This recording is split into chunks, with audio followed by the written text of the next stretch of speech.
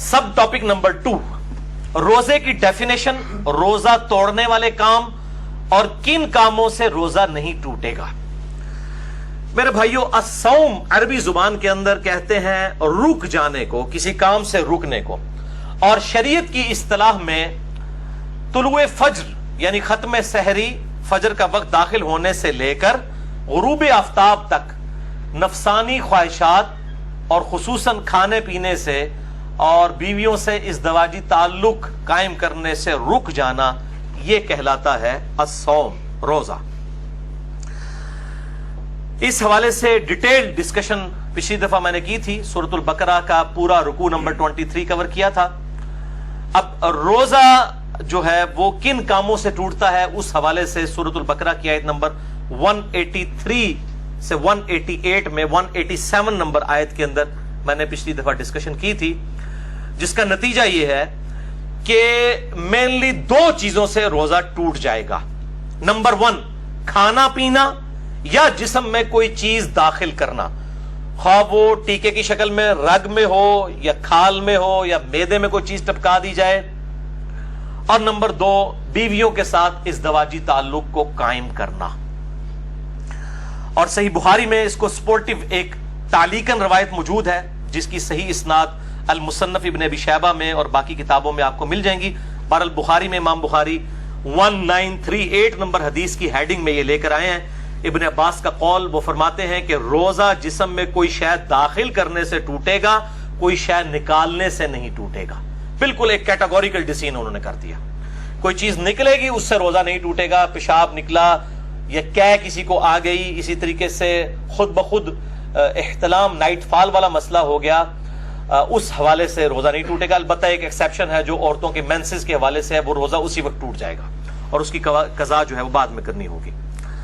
तो इस हदीस के तहत कि जिस्म में चीज दाखिल करने से रोजा टूट जाएगा, टीका हो, ड्रिप हो या ब्लड डोनेशन हो, खून किसी को देना हो, किसी ने यानी खून लगवाया अपने जिस्म के अंदर, या सिगरेट पीना हो, इन सब चीजों से रोजा टूट जाएगा।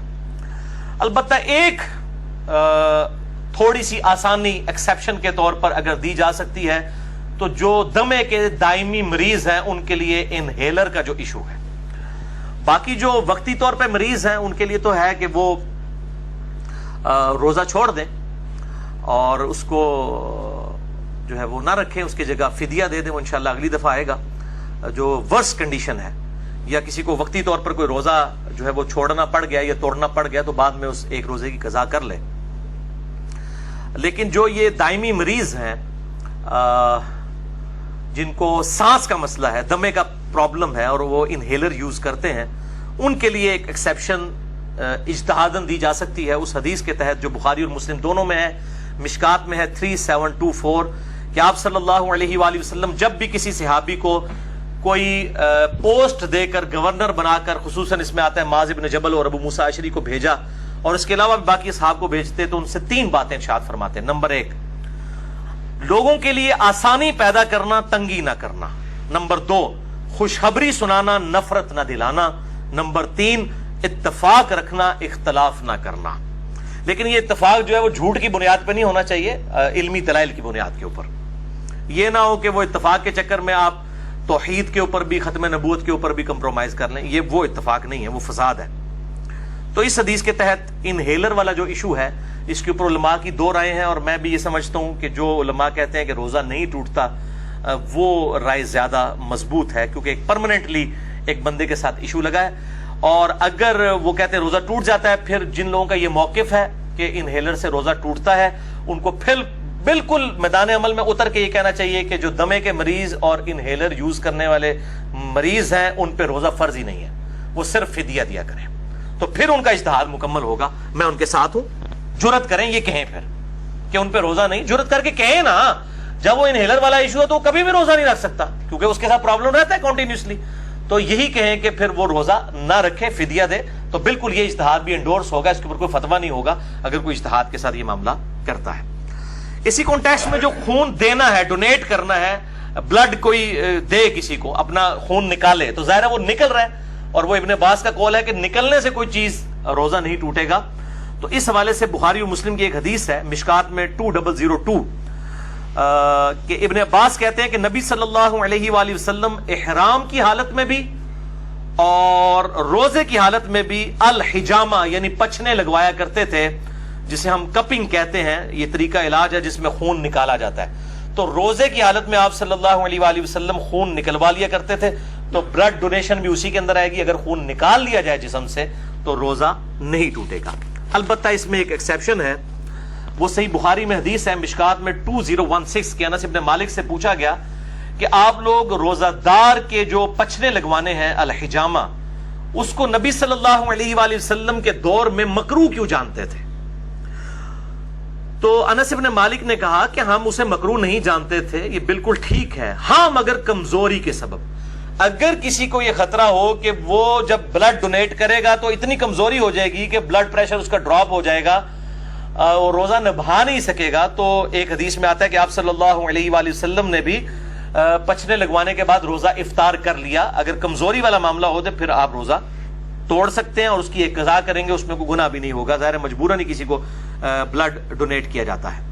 اس حوالے سے صحیح بخاری میں تعلیقاً ایک روایت ہے مشکات میں 2017 کے ابن عمر روزہ کی حالت میں حجامہ کروایا کرتے تھے، پھر چھوڑ دیا. یعنی جب بوڑھے ہو گئے، کمزور ہو گئے، تو پھر وہ رات کے وقت میں الحجامہ کروایا کرتے تھے، پچھنے لگوایا کرتے تھے. اب اسی پہ جو کہہ والا ایشو ہے وامٹنگ کا، الٹی کر دینا جسے ہم کہتے ہیں اپنی مادری لینگویج میں، وہ بھی ہوگا کہ اگر کسی پہ کمزوری طاری ہو جائے الٹی کرنے کے بعد تو ٹھیک ہے، وہ روزہ اپنا اسی وقت کھول لے، بعد میں ایک قضا کر لے. اور اگر اس کو خود بخود جو الٹی آئی ہے، کہہ آئی ہے، اس کے بعد وہ روزہ چلا سکتا ہے، چلائے، کوئی روزہ نہیں ٹوٹے گا، کیونکہ جسم سے چیز باہر نکلی ہے. صحیح بخاری 1938 کی ہیڈنگ تعلیقاً کہ نکالنے سے کوئی چیز روزہ نہیں ٹوٹے گا. کہہ کا مسئلہ جو ہے جامع ترمذی، سنن ابی داؤد اور مشکات میں 2008 ہے کہ نبی صلی اللہ علیہ وسلم کو ایک دفعہ کہہ آئی تو آپ نے روزہ افطار کر لیا، یعنی کھول لیا. کہہ آئی تو روزہ کھول لیا کمزوری کے سبب. یہ کمزوری کا لفظ میں کیوں بول رہا ہوں؟ کیونکہ صحیح بخاری میں موجود ہے تعلیقاً 1938 کی ہیڈنگ کے اوپر حضرت ابو ہریرہ کہتے ہیں جب کوئی شخص کہہ کرے تو روزہ نہیں ٹوٹتا، کیونکہ اس سے تو چیز باہر آتی ہے، اندر نہیں جاتی.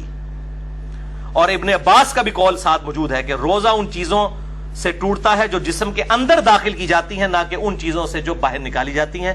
ان کی پوری اسناد مصنف ابن ابی شیبہ میں اور باقی کتابوں میں موجود ہیں، بخاری میں بھی تعلیقاً موجود ہیں.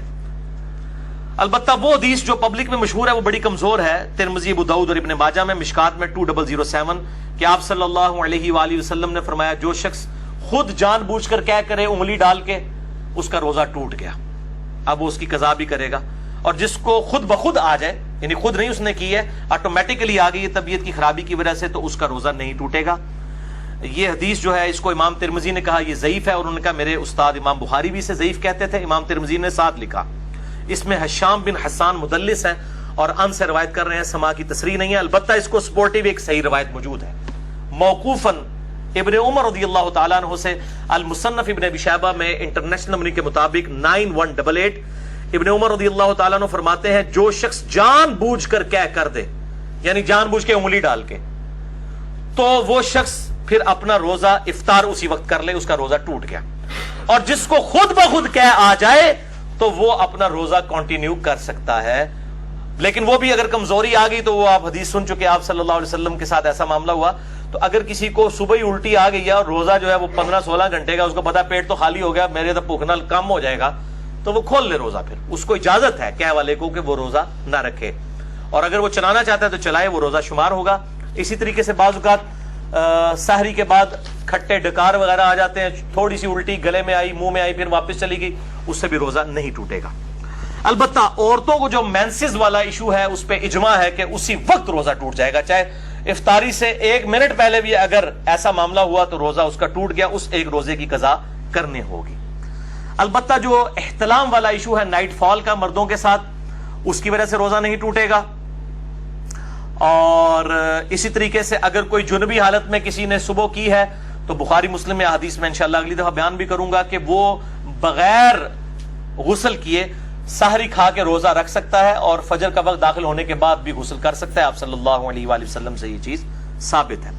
البتہ اگر مشت زنی والا ایشو ہوگا ہینڈ پریکٹس کا، جو مسئلہ نمبر 155 میں میں نے ڈیٹیل سے سیکس کے ایشوز بیان کیے تو وہ روزہ توڑ دیں گے, اور اس پہ اب دو رائے ہیں. کچھ کہتے ہیں کہ وہ 60 روزوں والا کفارہ ادا کریں گے, اور بعض کہتے ہیں نہیں, اس کے بدلے ایک قضا کی جائے گی, اور یہی موقف جو ہے وہ مضبوط ہے. ظاہر ہے کہ اس کو اس کے ساتھ کمپیئر کرنا جو ہے وہ زیادتی ہے, یہ اس انٹینسٹی کا معاملہ نہیں ہے.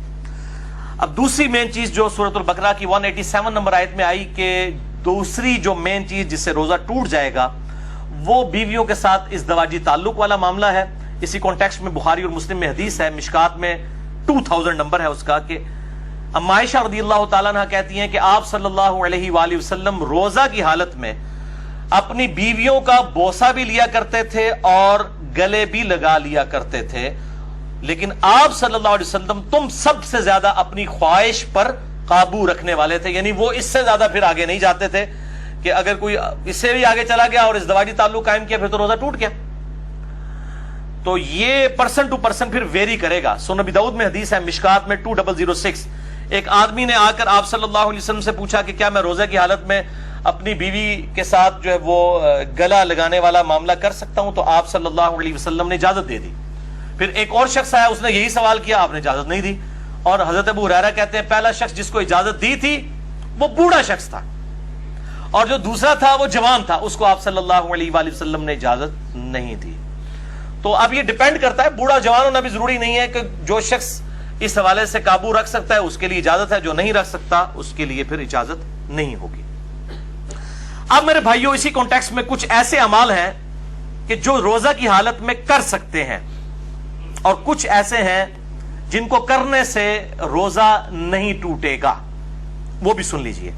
بخاری اور مسلم کی متفق علیہ حدیث ہے مشکات میں 2003 کہ جو شخص بھول کر کھا پی لے تو وہ اپنا روزہ پورا کرے کیونکہ اسے اللہ نے کھلایا اور پلایا. لیکن یہ جو ساتھ بیٹھے ہوئے ہیں نا, ان کی ذمہ داری ہے کہ اس کو یاد کروائے کہ بھائی تو روزہ رکھے ہے. بعض لوگ کہتے ہیں نہیں جی کھانے دیں اس کو, خیر ہے بیچارہ اس کو اللہ کھلا رہا ہے, کھلا. نہیں نہیں, فوراً بتائیں, شرعی حکم اس کو بتائیں کہ تیرا روزہ ہے, اور وہ روزہ پھر وہ جس طرح اس کو پتا چلے گا اسی وقت اس کے منہ میں بھی جو لقمہ ہے اس نے پھینک دینا ہے. وہ ایک دانہ بھی اگر اندر لے گیا چاولوں کا یا پانی کا تھوڑا سا گھونٹ بھی, تو اس کا روزہ پھر ختم ہو جائے گا. یہ بالکل یاد رکھیں. اسی طریقے سے سنن ابی داؤد اور الموطا امام مالک میں حدیث ہے مشکات میں 2011 کہ ایک صحابی کہتے ہیں کہ میں نے نبی صلی اللہ علیہ وسلم کو مقام عرج پر پیاس اور گرمی کی وجہ سے روزہ کی حالت میں سر مبارک پر پانی ڈالتے ہوئے دیکھا ہے. یعنی اگر کسی کو روزہ لگ رہا ہے تو یہ سنت ہے کہ بار بار نہا کے روزے کو ٹھنڈا کیا جائے. اور ادھر جو مولوی ہیں انہوں نے شامت اٹھائی ہوتی ہے اعتکاف والوں کی, اور ان کو بالکل گندا مندا کر کے اعتکاف میں بٹھایا ہوتا ہے. وہ کہتے ہیں جی جو پہلے دن آپ نے کپڑے پہنے یہی 10 دن پہن کے رکھنے ہیں, کوئی ناخن نہیں کاٹنے, غسل فرض کے علاوہ غسل نہیں کرنا, کیونکہ آپ مسجد سے باہر نہیں نکل سکتے بغیر مجبوری کے, تو وہ تو اعتکاف ٹوٹ جائے گا. تو یہ مسجد کی باؤنڈریز میں وہ فنائے مسجد جو ہے, جو غسل خانے ہیں اور ٹائلٹس ہیں, یہ فنائے مسجد کی باؤنڈریز میں شمار ہیں شرعی احکام سے. بلکہ بخاری اور مسلم میں موجود ہے نبی صلی اللہ علیہ وسلم تو سیدہ صفیہ کو اپنے گھر تک چھوڑنے کے لیے گئے تھے اعتکاف کی حالت میں. اپنے گھر آ کے کھانا بھی کھا سکتے ہیں, اعتکاف نہیں ٹوٹے گا, بل اور کوئی فالتو کام نہ کیے جائیں. تو اسی طریقے سے اگر کوئی غسل کرتا ہے گرمی کی وجہ سے تو سنت ہے, کوئی ایسا مسئلہ نہیں, کر سکتے ہیں. بلکہ اب تو الیاس قادری صاحب نے بھی اپنا فتویٰ واپس لے لیا ہے کہ وہ کہتے ہیں جی فتاوی رضویہ شریف کی ایک جلد اب چھپ گئی ہے, اس میں اعلیٰ حضرت کا بھی فتویٰ ہے کہ معتکف جو ہے وہ ضرورت کے بغیر بھی غسل بھی کر سکتا ہے, وضو بھی کر سکتا ہے. تو اب دعوت اسلامی والوں نے بھی اجازت دے دی ہے. پہلے انہوں نے وہ اسی طریقے سے گندا کر کے لوگوں کو بٹھایا ہوتا تھا, اور یہ اسی طریقے سے معاملے چل رہے ہوتے تھے. حالانکہ مطلب احادیث پہلے سے موجود ہے, لیکن جب بزرگوں کی کتابیں ڈسکور ہوتی ہیں, دریافت ہوتی ہیں, پھر ان کو کہتے ہیں ہاں جی واقعی جی دیسی بھی لکھے ایسی جی, ٹھیک ہے نا. تو وہ پرائرٹی تو بزرگ ہوتے ہیں. اسی طریقے سے صحیح بخاری میں تعلیقاً 1930 نمبر حدیث کی ہیڈنگ میں ہے کہ ابن عمر روزہ کی حالت میں گیلے کپڑے جسم پر ڈالا کرتے تھے. یہاں پہ بھی ہمارے پنجاب کے اندر رواج ہے, جب زیادہ گرمی ہوتی ہے لوگ رومال جو ہے وہ گیلا کر کے کپڑوں کو بھی گیلا کرتے ہیں.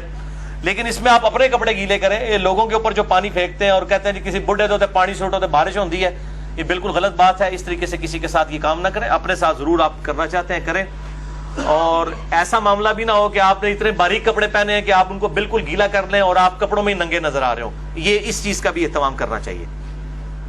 جامعہ ترمذی, سنن ابی داؤد, سنن نسائی اور ابن ماجہ میں حدیث ہے مشکات میں 405 کہ آپ صلی اللہ علیہ وآلہ وسلم نے فرمایا روزہ کی حالت کے علاوہ ناک میں خوب پانی چڑھاؤ، غسل میں بھی اور وضو میں بھی، لیکن روزے کے علاوہ، کیونکہ روزے کی حالت میں اگر ناک میں آپ نے اوپر تک پانی پہنچایا تو اگر کسی کا غسل فرض ہے تو وہ بس نارملی ناک کو جتنا آسانی سے جاتا ہے اوپر تک بہت اوپر نہ چڑھائے، کیونکہ اگر دماغ تک پانی پہنچ گیا اور حلق میں ایسا پہنچا کہ اندر چلا گیا، دونوں صورتوں میں روزہ ٹوٹ جائے گا۔ وضو، غسل، تیمم اور استنجا کے اوپر مسئلہ نمبر 42 میرا اہل سنت پاک .com ہماری ویب سائٹ پہ دیکھ سکتے ہیں۔ اب میرے بھائیوں کچھ اہم فقہی مسائل جلدی جلدی کور کر دوں۔ صحیح بخاری میں 1930 سے لے کر 1938 تک یہ جو کل 9 احادیث کی ہیڈنگز کے اندر امام بخاری تعلیقاً لے کر آئے ہیں، اور مکمل اسناد اس کی المصنف ابن ابی شیبہ میں موجود ہے بڑی ڈیٹیل کے ساتھ، اور اکثر چیزوں کے اوپر تو ان پہ اجماع ہے۔ نمبر 1 صحیح بخاری میں تعلیقاً ہے، عامر بن ربیہ کہتے ہیں کہ نبی صلی اللہ علیہ وآلہ وسلم کو میں نے روزے کی حالت میں اتنی دفعہ مسواک کرتے دیکھا ہے کہ میں شمار بھی نہیں کر سکتا۔ تو روزہ دار مسواک بھی کر سکتا ہے، ٹوتھ برش بھی کر سکتا ہے، لیکن ٹوتھ پیسٹ سے اجتناب کرے، اس میں ٹیسٹ والا معاملہ ہے، اور اس کے ٹیسٹ کو مسواک کے اوپر قیاس نہ کرے۔ البتہ اگر کوئی ٹیسٹ والا معاملہ کر بھی لیتا ہے تو روزہ نہیں ٹوٹے گا، کیونکہ جب تک حلق سے نیچے نہیں جاتا روزہ ٹوٹے گا نہیں، بچنے میں عافیت ہے۔ صحیح بخاری میں تعلیقاً ابن مسعود کا قول ہے کہ روزہ دار کنگھی اور تیل بھی لگا سکتا ہے بالوں میں۔ صحیح بخاری میں تعلیقاً انس بن مالک کا قول ہے کہ روزہ دار سرما بھی لگا سکتا ہے آنکھوں کے اندر، لیکن آنکھوں میں دوائی نہ ٹپکائیں، کیونکہ دوائی وہ سیدھی گلے کے حلق تک پہنچتی ہے، صرف سرمے کا مسئلہ ہے یا پانی کا، وہ جائز ہے۔ صحیح بخاری میں تعلیقاً ابن عباس کا قول ہے کہ روزہ دار ہنڈیا کا ذائقہ بھی چکھ سکتا ہے۔ چکھنے اور کھانے میں فرق ہے، چکھنا جو ہے وہ زبان کی نوک کے اوپر ہوتا ہے، یعنی نمک مرچ کو چکھ کے پھر تھوک دے۔ صحیح بخاری میں تعلیقاً حسن بصری تابعی کا قول ہے کہ اگر حلق میں خود بخود مکھی چلی جائے کسی کے تو روزہ نہیں ٹوٹے گا۔ صحیح بخاری میں تعلیقاً عطا بن ابی رباح کا قول ہے کہ اگر کلی کر کے پانی ایک دفعہ گرا دیا جائے، اس کے بعد جو تھوک میں نمی ہے حلق سے نیچے چلی جائے تو وہ روزہ نہیں توڑے گی، اور یہ مشکات میں 2018 پہ موجود ہے۔ بعض لوگ اتنے وہمی ہوتے ہیں، وہ جناب وضو کرنے کے بعد 10 دفعہ 20 دفعہ تھوکتے رہتے ہیں، ایک دفعہ تھوک دیا اس کے بعد جو نمی ہے وہ اندر چلی گئی، اس کی وجہ سے روزہ نہیں ٹوٹے گا۔ اللہ تعالیٰ نے لا یکلف اللہ نفسا الا وسعها، اور اس حوالے سے یہ جو شیطان کی پیروی ہے جو یہ بار بار جو لوگ اس حوالے سے کام کرتے ہیں۔ اب آخری ٹاپک نمبر 3 ہے، انشاءاللہ 5-7 منٹ میں کنکلوڈ ہوگا، باقی اگلے 5 ٹاپک اگلے ہفتے ڈسکس کریں گے، اور یہ ٹاپک نمبر 3 ہے روزوں کی قضا اور کفارے سے متعلق۔ بھائیو 2 اصطلاحات ٹرمنالوجیز کو سمجھ لیجئے۔ نمبر 1 قضا، یعنی چھوڑے ہوئے روزے کے بدلے میں ایک روزہ رکھنا۔ نمبر 2 کفارہ، شرعی پلینٹی، یعنی سزا کے طور پر اگر کسی نے جان بوجھ کے روزہ توڑا ہے اس کے لیے سزا کیا ہے۔ ایک روزہ تو رکھے گا، باقی جو اس کے لیے سزا ہے۔ اور اس پر اجماع ہے کہ اگر مجبوراً کسی نے روزہ توڑا، کوئی بیماری کی وجہ سے اس کو ڈرپ لگوانی پڑ گئی یا ٹیکا لگوانا پڑ گیا یا کھانا پینا پڑ گیا، کوئی شوگر کا مریض تھا، تو اس کو پھر اس کے بدلے میں ایک ہی روزہ رکھنا ہوگا، یعنی قضا کرنی ہوگی، کفارہ نہیں دینا ہوگا۔ اسی طریقے سے عورتوں کے ساتھ حیض والا مینسز والا ایشو ہوا، اس کے بدلے ایک ہی روزہ رکھیں گی۔ بخاری اور مسلم کی متفق علیہ حدیث ہے مشکات میں 2032۔ اما عائشہ کہتی ہیں نبی صلی اللہ علیہ وسلم ہم عورتوں کو حیض کی حالت میں چھوڑے ہوئے روزوں کی قضا کا حکم دیتے تھے اور نمازوں کی قضا کا حکم نہیں دیتے تھے۔ تو روزوں کی قضا ان دنوں میں جو روزے چھوٹے ان کی قضا کرنی ہوگی، اور میں نے بتایا کہ افطار سے 1 منٹ پہلے بھی اگر کسی کے ساتھ ایسا معاملہ ہو گیا تو وہ روزہ اس کا وہ والا ٹوٹ جائے گا آٹومیٹیکلی، لوگ پوچھ رہے ہوتے ہیں، اور وہ ایک روزے کی قضا بعد میں کرے گی۔ اور اس قضا کے معاملے میں یہ لوگ کہتے ہیں نہیں جی وہ گرمیوں کے روزے گرمیوں میں ہی قضا کریں اور جناب اگلے سال سے پہلے قضا کر لیں، ایسی کوئی شرط نہیں ہے اسلام میں۔ اگر کوئی شخص گرمیوں میں چھوٹے ہوئے روزوں کی قضا سردیوں میں بھی جا کے کر لے، لا یکلف اللہ نفسا الا وسعها، اور اس کی دلیل میں بخاری اور مسلم کی حدیث مشکات میں 2030۔ اما عائشہ کہتی ہیں کہ جب مجھ پر رمضان کے روزوں کی قضا ہوتی تو میں صرف شعبان میں وہ روزے قضا کیا کرتی تھی، اور راوی یحییٰ بن سعید کہتے ہیں آپ صلی اللہ علیہ وآلہ وسلم کی مشغولیت کی وجہ سے، یعنی ازدواجی تعلق کے اعتبار سے، چونکہ شعبان میں آپ صلی اللہ علیہ وسلم نفلی روزے رکھتے تھے تو اما عائشہ کو موقع مل جاتا تھا کہ وہ اپنے روزوں کی قضا کر لیں، کیونکہ بیوی جو ہے وہ خاوند کی اجازت کے بغیر نفلی روزہ نہیں رکھ سکتی. وہ حدیث ہے اگلی صحیح مسلم کی مشکات میں ہے 2031. آپ صلی اللہ علیہ وآلہ وسلم نے فرمایا کسی عورت کے لیے اپنے خاوند کی اجازت کے بغیر نفلی روزہ رکھنا جائز نہیں، اور نہ اس کی اجازت کے بغیر گھر میں کسی کو آنے کی اجازت دینا. یعنی کوئی بیوی کے جی میرا رشتہ دار ہے، خاوند کی اجازت کے بغیر نہیں، اور نفلی روزہ نہیں رکھے گی. اس سے یہ بات پتہ چلی کہ یہ جو پبلک میں مشہور ہے کہ میاں بیوی صرف رات کے وقت ازدواجی تعلق قائم کر سکتے ہیں، یہ بالکل باطل ہے. اما عائشہ تو کہہ رہی ہے کہ میں روزہ بھی نہیں رکھ سکتی تھی آپ صلی اللہ علیہ وسلم کی مشغولیت کی وجہ سے. تو دن کے وقت بھی ازدواجی تعلق قائم کرنا نہ صرف جائز بلکہ سنت مبارکہ ہے بخاری اور مسلم کے کانٹیکسٹ میں. اب دوسری صورتحال کہ کوئی جان بوجھ کر روزہ توڑ دے، ایسی صورت میں قضاء کے ساتھ کفارہ بھی ہوگا. اس کانٹیکسٹ میں بڑی مشہور حدیث ہے بخاری اور مسلم کی مشکات میں 2004. ایک آدمی حضور صلی اللہ علیہ وآلہ وسلم کے پاس حاضر ہوا کہ یا رسول اللہ صلی اللہ علیہ وسلم میں مارا گیا، میں نے روزے کی حالت میں اپنی بیوی کے ساتھ ازدواجی تعلق قائم کر لیا، روزہ میرا ٹوٹ گیا، میں کیا کروں؟ آپ نے فرمایا کہ کیا تیرے پاس کوئی غلام ہے کہ اسے آزاد کرے؟ یہ پہلا آپشن ہے، اور ترتیب بھی یہی ہوگی. یہ آپشنل نہیں ہے 3 میں سے 1 بلکہ یہی ترتیب ہوگی. میں نے کہا یا رسول اللہ نہیں ہے. فرمایا کیا تو 2 ماہ کے مسلسل روزے رکھ سکتا ہے؟ عرض کیا نہیں یا رسول اللہ صلی اللہ علیہ وسلم 2 ماہ کے نہیں رکھ سکتا. ہم بھی نہیں ظاہر رکھ سکتے. فرمایا کیا تم 60 مساکین کو کھانا کھلا سکتے ہو؟ اس سے یہ بات پتہ چلی کہ 60 مساکین ایکویلنٹ ہوئے 60 روزوں کے، تو مسکین کو پھر ایک وقت کا ہی کھانا کھلایا جائے گا، 2 وقت کا نہیں. یہ لاجیکل آنسر ہے. تو اس نے عرض کیا نہیں. تو فرمایا تم بیٹھ جاؤ. اتنے میں کوئی شخص جو ہے وہ کھجوروں کا بھرا ہوا ٹوکرا آپ صلی اللہ علیہ وسلم کے پاس تحفتاً لے کے آیا. آپ صلی اللہ علیہ وآلہ وسلم نے وہ جو ٹوکرا تھا اس کی وجہ سے آپ نے فرمایا کہ وہ روزہ توڑنے والا کدھر گیا، اور اس کو بلا کے کہا یہ ٹوکرا تو لے جا اور اس ٹوکرے کو مدینے کے غرباء میں تقسیم کر دے، تو روزے کا کفارہ ادا ہو جائے گا. تو وہ آگے سے کہنے لگ پڑا کہ اللہ کی قسم پورے مدینے میں مجھ سے بڑا غریب کوئی ہے ہی نہیں ہے، سب سے زیادہ غریب میں ہوں. تو آپ صلی اللہ علیہ وآلہ وسلم اتنا مسکرائے کہ آپ کی داڑھیں بھی ظاہر ہو گئیں. اور اس حدیث پہ مسکرانا بھی سنت ہے. اور آپ صلی اللہ علیہ وسلم نے فرمایا کہ جاؤ تم خود ہی کھا لو، تمہارے روزے کا کفارہ ادا ہو جائے گا. لیکن یہ خاص اس کے لیے، یہ نہیں ہے کہ جو بھی روزہ توڑے تو کہ جی انہیں ایڈیاں کھجورا لے آ کے تھے میں آپ کھانا شروع کرتے کفارہ ادا ہو جائے گا. یہ اس کے لیے خاص تھا. اور اس حدیث پہ امام بخاری نے انٹرنیشنل نمبر کے مطابق صحیح بخاری میں 1936 حدیث یہ لی ہے، اور اس پہ اپنا فہم لکھا ہے، باب باندھا ہے کہ اگر کوئی روزے کی حالت میں بیویوں کے ساتھ ازدواجی تعلق قائم کر لے تو اس کا کفارہ کیا ہے. اس کو امام بخاری نے عام حکم نہیں لیا کہ کوئی بھی کھا پی کے بھی روزہ توڑ لے تو اس کا کفارہ بھی یہ ہے.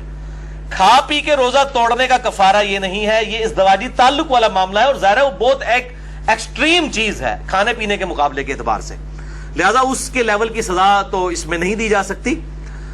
لہذا اسی طریقے سے جو ہینڈ پریکٹس والا ایشو ہے اس پہ بھی سزا نہیں اپلائی کی جا سکتی، وہ بہت ایکسٹریم معاملہ ہے جو ازدواجی تعلق کا ہے. اور اسی پہ ہی اجماع ہے کہ وہ پھر 60 روزوں والا معاملہ یہ 60 مساکین والا کرے گا. عموماً لوگ 60 مساکین والا ہی کرتے ہیں، اور یہ 60 مساکین والا دونوں کی طرف سے ہوگا، مرد کی طرف سے بھی عورت کی طرف سے بھی. یہ بات اتنے بولے ہیں، یہ بھی پوچھ رہے ہوتے ہیں کہ جی ایک کی کھلا دیں، دو نے توڑیا بھائی ایک نہیں ٹوٹیا، دو نے ٹوٹیا. یہ 60 اور 60 120 بنیں گے، اور وہ اپنے اپنے حصے کے دیں. اگر کوئی وہ اس اعتبار سے خیرات کرنا چاہتا ہے تو وہ ضرور کرے. باقی اگر کسی نے اس حدیث کے اعتبار سے کوئی رزلٹ نکالا ہے اجتہاداً کہ آپ صلی اللہ علیہ وسلم نے اس کو یہ فرمایا، تو اس میں بعض اوقات چیزیں امپلائڈ ہوتی ہیں کسی معاملے میں کہ جس نے روزہ توڑنے کا مسئلہ پوچھا ہے تو وہ اس طریقے سے. جو ملی بھگت سے معاملہ ہوا ہے اس میں تو ظاہر دونوں کو رکھنے چاہیے. اگر کسی نے زبردستی والا معاملہ کیا ہے تو پھر صرف مرد کو رکھنا چاہیے. اور بہرحال اس حوالے سے اجتہاداً کوئی بھی ایشو اڈاپٹ کیا جا سکتا ہے. اب رہا کھا پی کے روزہ توڑنا، تو اس کے بارے میں ایک ضعیف روایت ملتی ہے، اور اس کو سپورٹیو ایک تابعی کا صحیح قول بھی ہے. پہلے ضعیف روایت سن لیں. یہ روایت جو ہے وہ مقطوع ہے، مرسل ہے، چھوٹا ہوا واسطہ ہے اس کا. المصنف ابن ابی شیبہ میں انٹرنیشنل نمبر کے مطابق 9774 سعید ابن مسیب تابعی کہتے ہیں کہ آپ صلی اللہ علیہ وآلہ وسلم کی خدمت میں ایک آدمی حاضر ہوا اور اس نے کہا یا رسول اللہ میں نے کھا پی کر روزہ افطار کر لیا ہے، توڑ دیا ہے. تو میں کیا کروں؟ تو فرمایا کہ صدقہ کر، اللہ سے استغفار کر، اور اس کے بدلے میں ایک روزہ رکھ لے. لیکن یہ روایت ضعیف ہے. البتہ اس کو سپورٹو ایک تابعی کا قول صحیح سند کے ساتھ المصنف ابن ابی شیبہ میں اسی سے 5 نمبر آگے ہے، 4 نمبر آگے. المصنف ابن ابی شیبہ میں 9778 سعید ابن جبیر تابعی رحمہ اللہ تعالی سے پوچھا گیا کہ جو رمضان کا روزہ جان بوجھ کر کھا پی کر توڑ لے تو کیا کرے؟ تو انہوں نے کہا کہ وہ توبہ اور استغفار کرے اور اس کے بدلے میں ایک روزہ رکھ لے. تو کھا پی کے معاملہ الگ ہے. البتہ احناف کا یہ موقف ہے، حنفیوں کا، کہ خواہ کھا پی کے توڑا جائے یا ازدواجی تعلق سے، دونوں 60 روزوں والا اور 60 مساکین اور غلام والا ایشو ہے. البتہ محدثین کی اکثریت کا یہی موقف ہے کہ کھا پی کے معاملہ الگ ہے، اور وہ بھی جو ہے وہ استغفار بھی اسی صورت میں ہے اگر کسی نے جان بوجھ کے کیا، اور اگر کسی نے مجبوراً بیماری کی وجہ سے کیا تو صرف ایک روزے کی قضا کر لے، اور اگر اس پر قادر نہیں ہے تو ایک جو ہے مسکین کو ایک وقت کا کھانا کھلا دے فدیے کے طور پہ. انشاءاللہ اگلی دفعہ 5 پوائنٹس ڈسکس کروں گا. اللہ تعالیٰ سے دعا ہے جو حق بات میں نے کہی اللہ تعالیٰ ہمارے دلوں میں راسخ فرمائے. اگر جس بات میں میرے منہ سے کوئی غلط بات نکل گئی تو اللہ تعالیٰ ہمارے دلوں سے محو کر دے. ہمیں کتاب و سنت کی تعلیمات پر عمل کر کے دوسرے بھائیوں تک پہنچانے کی توفیق عطا فرمائے. سبحانک اللہم و بحمدک، اشہد ان لا الہ الا انت، استغفرک و اتوب الیک، وما علینا الا البلاغ المبین. جزاکم اللہ.